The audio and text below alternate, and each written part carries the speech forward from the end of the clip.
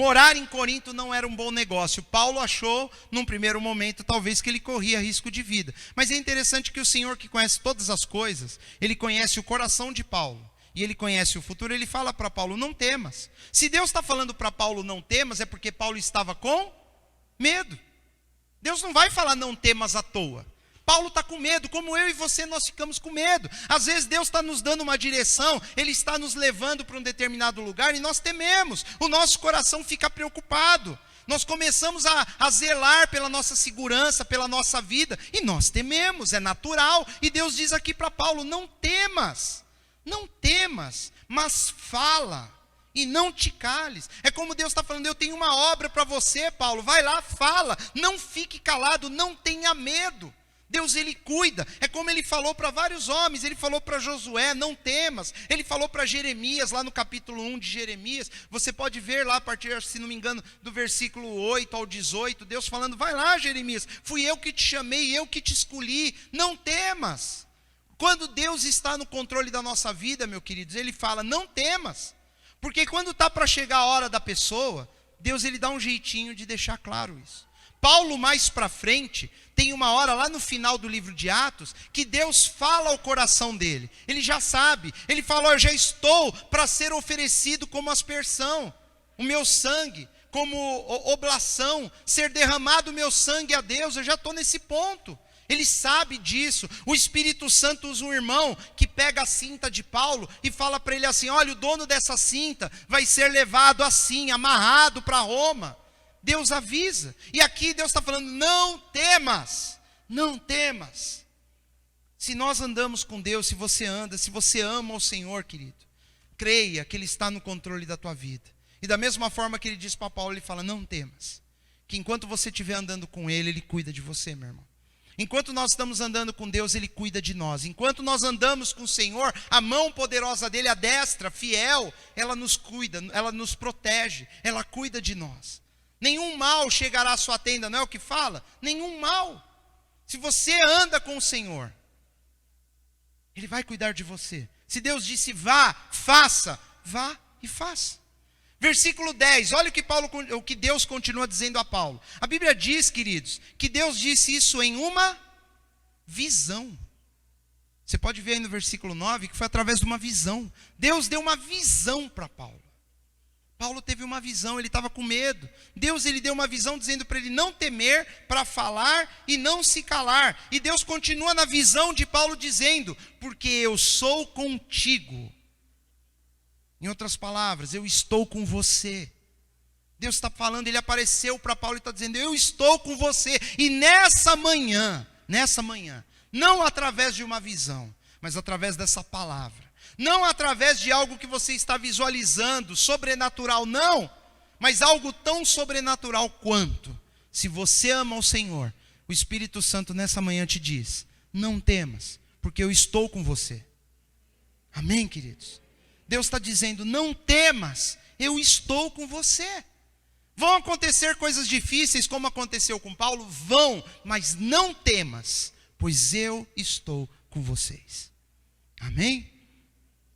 Você pode nessa manhã estar temendo, estar preocupado com algo que só você sabe. Só Deus conhece o seu coração. Só Ele sabe. Talvez, antes de vir para cá nessa manhã, você orou, falou: Deus, eu quero que o Senhor fale comigo nessa manhã. Paulo, ele recebeu isso numa visão. De repente o Senhor está falando com você agora, ao seu coração, coisas que só você e Ele sabem. Ele está dizendo: não temas, que eu estou contigo. Eu estou com você, eu estou na tua vida. Não temas, não temas. Ninguém lançará a mão de ti para te fazer mal. E aí Deus explica o porquê. Pois tenho muito povo nessa cidade. E aí eu entendo o que Deus está querendo dizer. Ele fala assim: Paulo, enquanto eu tiver um propósito a ser cumprido na sua vida, nenhum mal vai te suceder. Enquanto eu tenho essa cidade, que eu tenho um projeto nela, e como eu vou te usar nessa cidade, para cumprir esse projeto, pode ficar tranquilo, eu te asseguro, ninguém vai te fazer mal. É assim Deus. Deus, Ele tem um plano na minha e na sua vida, queridos. Acredite você ou não. Acreditemos ou não, Deus tem um plano, Ele fez um plano para nós. O complicado é que Ele não fala claramente qual que é o plano, mas em primeiro lugar, Ele fala, o plano é de paz e não de mal, é o que diz as Escrituras. Deus tem um plano de paz para nós, um plano de nos levar a um lugar, onde lá naquele lugar você vai estar cumprindo a vontade de Deus. Você vai estar fazendo algo importante para Deus, para o reino de Deus, e isso vai trazer proteção para a sua vida. Se nós estivermos na direção, no caminho em que Deus nos coloca, nós estamos seguros. Amém, queridos? Deus está dizendo, eu tenho muito povo nessa cidade, tem um trabalho a ser feito nessa cidade, então pode ficar tranquilo, Paulo, não temas, ninguém vai te encostar um dedo, pois tenho muito povo nessa cidade. E a Bíblia diz aí que Paulo ficou quanto tempo lá em Corinto? 1 ano e 6 meses. E ninguém tocou em Paulo nesse período. Não aconteceu nada grave com Paulo. E a Bíblia diz que ele ficou ensinando entre eles a palavra de Deus. Num primeiro momento, Paulo poderia pensar que naquele lugar, um lugar péssimo, terrível, horrível, não teria tanto fruto o trabalho dele. Inicialmente nós temos a tendência de achar que Deus ele vai falar mais forte no coração de uma pessoa que todo mundo julga boa. Deus vai falar mais forte com essa pessoa. E talvez com uma pessoa que todo mundo considera aquela pessoa como o resto, uma pessoa que não vale nada aos olhos normais. Vocês estão me entendendo? Às vezes eu olho para um grupo de pessoas aqui, eu vejo pessoas estudiosas, pessoas que fazem parte de algo diferente. Tem uma grife, Atenas, está lá cheio de pessoas, filósofos, estudiosos, pessoas formadas. Eu olho para aquelas pessoas, eu já olho nelas, já falo, essas pessoas, se elas tiverem encontro com Deus, vai ser uma bênção. E aí eu olho para um bando de pessoas todas rejeitadas pela sociedade, escória, pessoas que estão ali aplicando golpes, bandidos, pessoas desonestas, homens e mulheres que não valem nada aos olhos naturais, aos olhos do mundo, homens enganadores, salteadores, mulheres que estão fazendo lá outras coisas, que a maioria de nós não fazemos nem 1/10 do que eles fazem.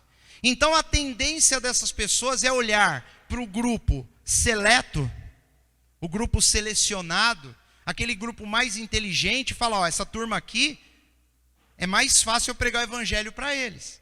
Essa turma do mal aqui, eu vou perder meu tempo. E nós vemos exatamente o contrário. Paulo lá com Atenas, ele não conseguiu quase convencer ninguém. O pessoal levou meio que, nós queremos ouvir de novo depois, tá bom, beleza. Mas aqui, em Corinto, Paulo começa a pregar, as pessoas começam a se converter, como água. Jesus diz em sua palavra, eu vim para aquele que estava perdido, eu vim para as ovelhas perdidas da casa de Israel. Às vezes nós temos a impressão, queridos, que a pessoa boazinha, a pessoa que eu olho para ela, o atleta, o artista, o escritor, o filósofo, eu acho que quando essa pessoa morrer, ela vai para o céu. Porque eu não conheço o evangelho, porque eu desconheço o que a palavra de Deus diz. Vocês estão me entendendo? Nós achamos que aquela pessoa benevolente, a pessoa religiosa, a pessoa que ela está na frente de trabalhos sociais, essa pessoa quando morrer vai para o céu.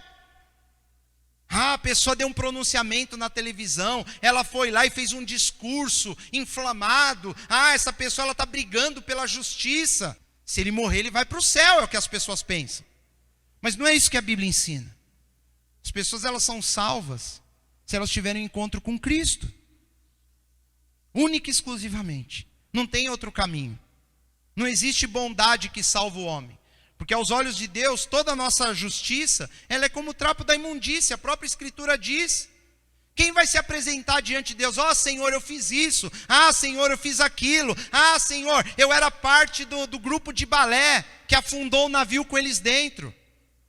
Então eu vou para o céu por causa disso? Não, negativo. Os filósofos lá em Atenas, que ficavam o dia inteiro, nunca aplicaram golpe em ninguém, nunca fizeram nada errado, eles só estão discutindo a filosofia da vida. Eles dão esmolas, eles estão lá, não estão fazendo nada demais, eles não falam nem palavrão. Nem palavrão eles falam. Puxa, eles vão para o céu. não tem um encontro com Cristo, não tem salvação, meu irmão. Por mais que nós rejeitemos essa verdade, porque isso é o evangelho. Quando nós rejeitamos essa verdade, nós estamos fazendo como as pessoas daquela época. A verdade é apresentada e eu falo, não é isso. Não é isso. Não é isso. E aí Paulo chega em Corinto, no meio lá dos estivadores, no meio dos golpistas, no meio das prostitutas, e o povo está se convertendo, e o povo está sendo salvo, indo para o céu. Jesus vira para os fariseus e fala, olha, eu vou dizer para vocês que as meretrizes, os publicanos, a margem da sociedade, eles vão preceder vocês no reino dos céus. Porque eles se arrependem verdadeiramente. Eles se convertem verdadeiramente. E vós não. É o que Jesus diz. E Paulo aqui nessa cidade terrível, ele ficou 1 ano e meio naquele lugar. E o ministério cresceu. A igreja ficou enorme. Cheio de gente. Que talvez eu e você íamos olhar para elas e íamos falar, mas essa pessoa não presta. Não prestava. Até Jesus entrar na vida dela. Amém? Imagina se nós tivéssemos que ter algum pré-requisito para Jesus nos aceitar. Ele te aceitou do jeito que você era, é ou não é verdade? Pelo menos foi assim comigo. Ele me aceitou do jeito que eu era. Eu não tive que apresentar nenhuma prerrogativa para Cristo para Ele me aceitar. Ele me aceitou, ponto final. Muitas vezes as pessoas falam, você tem que aceitar Jesus. Eu discordo um pouco. Ele que me aceitou. Ele que olhou para mim, a Bíblia diz, nós cantamos. O Senhor me amou primeiro, me amaste antes. Ele me amou primeiro, antes de eu amar a Deus, Ele me amou. E é interessante Deus falar para Paulo assim, ó, eu tenho muito povo nessa cidade. Como assim eu tenho muito povo? Tem um monte de gente que ainda não se converteu, mas a hora que Paulo apresentar o evangelho, essas pessoas vão abrir o coração, elas vão aceitar Jesus, elas vão escancarar a vida delas para Cristo. É isso que Deus está falando. Ele está falando, está vendo, Paulo, você olha para essa multidão, você olha para esse mercado, você olha para esses homens tudo mal encarados, se você bobear ali perto dele, ele vai colocar uma faca na tua cintura, ele vai te assaltar, mas prega o evangelho, não temas, não se cale, vai lá e fala, que você vai ver como tem gente minha aí nesse meio. E nós não sabemos quem é e quem não é, meu querido. Nós temos que espalhar a mensagem do evangelho, porque quem for, vai abrir o coração. Quem for, e eu não sei, se eu for olhar para as aparências, se eu for olhar para o que a pessoa está fazendo hoje, nós não vamos pregar o evangelho para ninguém. Nós vamos tentar procurar no meio das boas pessoas, sabe as boas, que nós chamamos de boas. Uma vez um homem, para ser um pouco pedante, para não dizer outra coisa, chegou para Jesus e falou, ô bom mestre, conversa, a pessoa está querendo alguma coisa, está querendo atenção, e chega com elogios. Lembra do Rolando Lero? Já ouviram falar?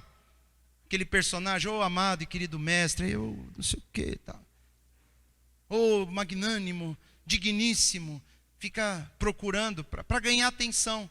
Ele já toma uma de esquerda, logo de cara. Ô bom mestre, Jesus pergunta, por que você me chama bom? Por quê? Bom é Deus. Está me chamando de bom por quê? Quebrou